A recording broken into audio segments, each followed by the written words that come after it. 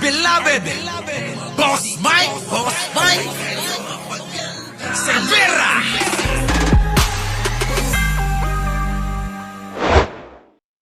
Nationwide. Samantala mga kabrigada, dismiss sa QC Police, arestado sa kasong sedisyon. Wala dyan sa Campo Crame, Brigada Cat Austria, i-brigada mo! Brigada. Live report. Arestado ang dismissed police vlogger na si Patrolman Francis Steve Fontillas na nag-viral matapos batikusin ang pamahalaan kaugnay ng pag-aresto naman kay dating Pangulong Rodrigo Duterte. Yan po ang napapala po mga kababayan ng mga hindi alam kung saan sila at kung ano yung kanilang dapat limitasyon. Ano po? Hindi alam kung ano limitasyon. Bakit ba tinatakpan nyo pagmumukha nyo? Ikilala naman namin yan. Ito po yan, mga kababayan. No? Yan po yan, mga kababayan. Kung inyong matatandaan. Opo, ito po yon. Yung pong nag-live po ba? At binanatan itong ating mga kapulisan, maging ang sandatang lakas ng Pilipinas, mga kababayan. Siya po yon ha. Kung inyong natatandaan. Yan po yung nangangamatis ang ilong niya. Opo. Eto na po. Pasok! Ang Quezon City Police District, dinakip si Fontillas dakong alas 4 ng hapon nitong Lunes. Naku, mga kababayan, ng Lunes pa pala to. Bakit ngayon lang ito, no? Kahapon pa pala ito, mga kababayan. Amara Extension sa Commonwealth sa Quezon City. Ang pag-aresto ay sa bisa ng warrant of arrest na inisyu ni Judge Zita Maria Tienza Fajardo ng Quezon City Regional Trial Court Branch 224 dahil sa kasong inciting to sedition in relation to Cybercrime Prevention Act. May inirekomendang 36,000 pesos na piyansa ang korte para sa kanyang pansamantalang kalayaan.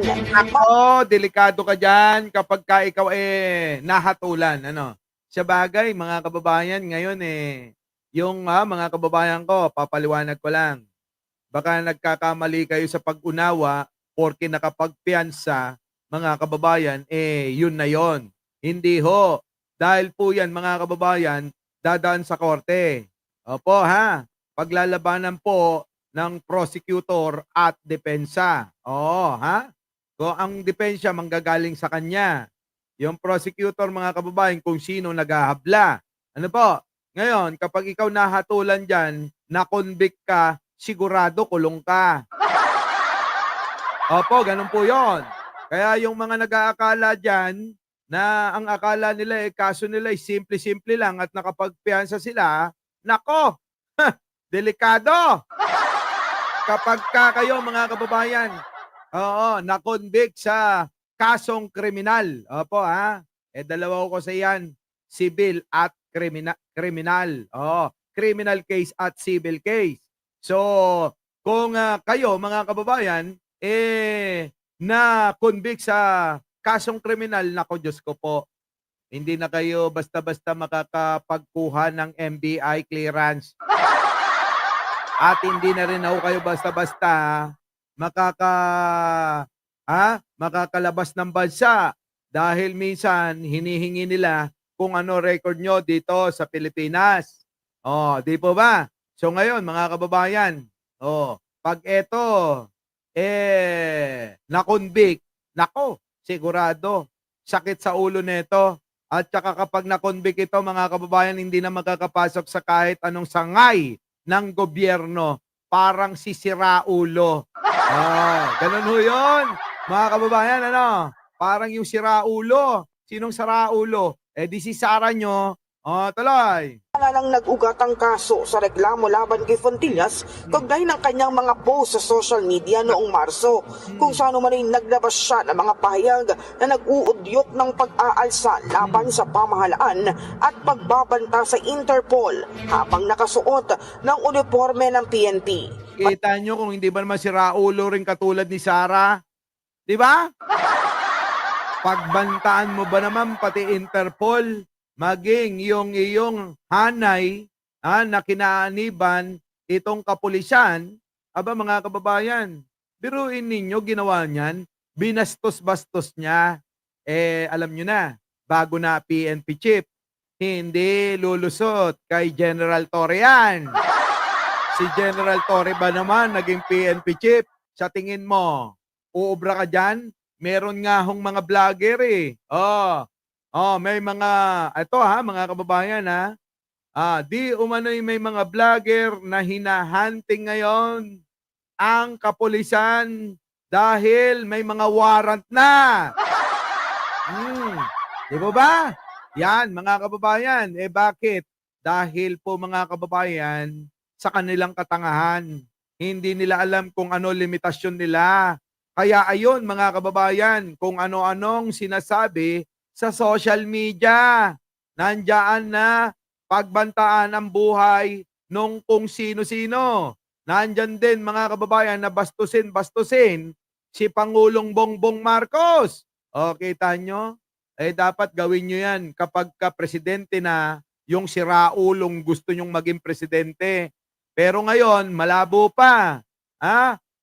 Nanganganib pa nga na baka mamaya hindi na makatakbo dahil baka tuluyang makonvict sa impeachment trial niya.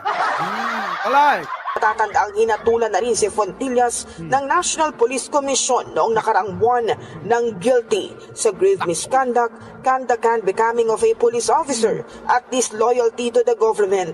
Dahil dito, tuluyan siyang tinanggal sa serbisyo at pinatawan ng perpetual disqualification from public service. Wala na. Hindi na nga ito makakapagtrabaho, mga kababayan, sa sa gobyerno. Wala na perpetual na yung hatol So ibig sabihin nun, mga kababayan, wala nang hanggan. Walang hanggan na yung hatol sa kanya na dismissal at hindi na rin makakapagtrabaho sa gobyerno kahit kailan. Uwang, hello, greetings from South Korea. Kita-kita tayo soon. Baka next week, nandyan ako, may meeting ako. Magkakapilang kami ng ka-meeting ko, tapos uwi na kagad ako. So yan, mga kababayan ko. Sige, tuloy. In the heart. Yan, mga kababayan ko. Kaya ito ang problema, hindi porke nasa harap ka ng camera, pwede mo na sabihin lahat ng sasabihin mo Dapat may mga sinasaalang-alang ka, lalo na kapag ka ikaw ay taong gobyerno.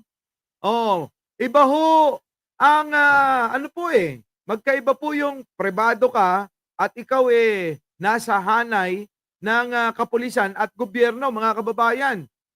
Yan non-partisan kayo, di ba? Tapos ngayon, nandito kayo sa social media, nagngangawa kayo. Di dapat nag-resign muna kayo sa pagkapulis nyo, tsaka kayo bumanat ng bumanat. Ganon. Hindi yung ginagamit nyo yung uniforme ninyo, dinudungisan nyo yung uniforme ng kapulisan natin. Sabi ko sa inyo, hindi uubra yan kay General Torre. Ako naniniwala ako. Naniniwala ako dito na hindi kukonsintihin ni General Torre yung ganyang klase. Ano po?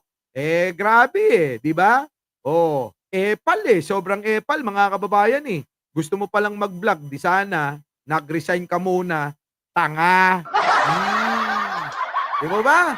Mga kababayan, eto pa. Bukod pa dyan, mga kababayan, sa pulis patola na natanggal na sa serbesyo, eto, si Pulong nyo, nanganganib na arestuhin ni General Torre naman natin. Di ba mga kababayan, Etong ating General Torre naman ay talaga namang nagpapakitang gilas. Dapat ganito talaga mga kababayan. Kung gusto nyo na kayo ay makilala ng lubusan sa inyong tapat na tungkuling ginagawa, ganito gayahin nyo si General Torre. Hindi yung tulad ng mga iba dyan. Yung mga nagpapanggap na may malasakit daw sa ating mga mamayan at kay Pangulong Bongbong. Ginagamit po, mga kababayan, yung ibang pasilidad ng gobyerno para po gamiting pampapogi nung kamukha ni Jack Ma. Yun, mga kababayan, hanapin nyo yan at nagkalat na. Yung po bang si Jack Ma po, mga kababayan, abay nakikipagkutsabaan dito kay Herbosa na DOH Secretary.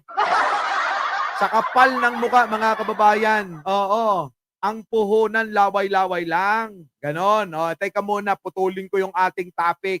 Meron ho akong ibabalita sa inyo. Ano? Ito. Mga kababayan ko. Kasi mga kababayan, ang ginagawa ni Jack Ma, ginagawang puhunan yung laway niya. Nag-umpisa ng malasakit center daw para puntahan ng mamamayan. Ang nangyayari mga kababayan, ulitin ko lang, yung malasakit center na yan, gobyerno ang pumupondo dyan. Oh, hindi nyo nalalaman. Kahit nga isang upuan, mga kababayan, wala namang inambag yang si Jack Ma dyan. Oh, tapos ang ginagawa ni Jack Ma, yung opisina na yan, mga kababayan, abay, yung mga tauhan pinapatawag kung saan-saang ahensya ng gobyerno. Kikita nyo kung gaano kakapal ang mukha niyan. Laway-laway lang, mga kababayan. Tapos, ang nangyayari, kukunin din sa kaban ng bayan, hindi naman sa pondo niyan. Kahit itanong nyo pa sa kanya, laway lang ang puhunan niya. Ang ginagawa, tawag kayo DSWD, tawag kayo sa PCSO, tawag kayo kung saan kayo makakahingi sa sangay ng gobyerno. Ngayon, mga kababayan, eto, pakinggan nyo ako. Ngayon mga kababayan iba na. Pinaplano na po ng gobyerno na lahat ng mga serbisyo na ginagawa ng DSWD, PCSO, kung anumang sangay ng gobyerno na makakalikom at makakatulong sa Pilipino patungkol sa inyong kalusugan, lalong-lalo na kapag kayo nagkasakit, mga kababayan. Aba, eto, uunahan ko na bubulong ko na sa inyo. Kasi mga kababayan, may dumalaw sa panaginip ko. Ang mangyayari na mga kababayan, wala na yung malasakit center. Kundi mga kababayan, hindi na kayo pipila dyan. Hindi na kayo pipila sa sangay ng mga gobyerno. Ang gagawin ng gobyerno natin, dumiretso na kayo kung kayo may sakit. Dumiretso na kayo sa pampublikong ospital, wala kayong babayaran kahit 5. Zero, mga kababayan. So ngayon, ano pa? Lalapit pa ba kayo kung saan-saan? Kung tulad ng opisina ng laway-laway lang? Mga kababayan eto matindi na. Sa mga kababayan natin, sa pampublikong ospital, darating po ang panahon, baka sabihin sa zona ni Pangulo. Baka sabihin na pangungunahan ko na kayo. Baka sabihin ni Pangulo, gagawin na nating libre ang inyong bill sa ospital. Wala kayong babayaran kahit mikol. Ayos, diba? Kaysa nga naman dadampa sa mga inang-inang inaabuso ng tulad ni Jack Ma. Mas okay na ho yun, mga kababayan, kapag kaganon na ang serbisyo ng gobyerno diretso na, wala nang pila-pila. Di po ba? Wala nang pila-pila. Basta kung ikaw may sakit, diretso ka na sa pampublik ospital. Libre na lahat. Yan. Di ba? So ngayon, mga kababayan ko, paring Bert, minsan lang yan Minsan kaboses ko si BBM. Pero hindi talaga. Minsan kamukha lang. Minsan nga nag-iisip na ako kung siya talaga tatay ko Saan ka pa, mga kababayan? Antayin nyo. Magsosona na ang Pangulo. Darating. Ito. Baka sabihin na sa sona, itong magandang balita kasi napanaginipan ko na. Kasi sabihin nyo na naman si Boss Mike na naginip na naman. Delikado. Halos lahat ng panaginip nagkakatotoo. Yun, mga kababayan, di ba? Basta Leia Chin, antayin mo yung sasabihin ni Pangulo. Nakikinig ako. Baka ibalita sa zona ito. Di ba? Yun! Sa palagay po ninyo, sang-ayon po ba kayo sa ganong mga pamaraan? Mga kababayan? Sa palagay po ninyo, Sang-ayon po ba kayo na wala nang dadaan ng mga DSWD, PCSO, at malasakit center na laway-laway lang? Ano po, diretso na ho kayo. Hindi na ho kayo pupunta sa kanila. Diretso na kayo sa ospital, mga kababayan. At doon ninyo po ay i-claim yung serbisyo ng gobyerno. Yan, mga kababayan, hindi po nagawa ng kahit sinong presidente yan. Di ba? Hindi kahit sino Wala. Oo, meron pumapatay. Si Pangulong Bongbong Marcos bumubuhay. Our beloved Boss Mike Cervera.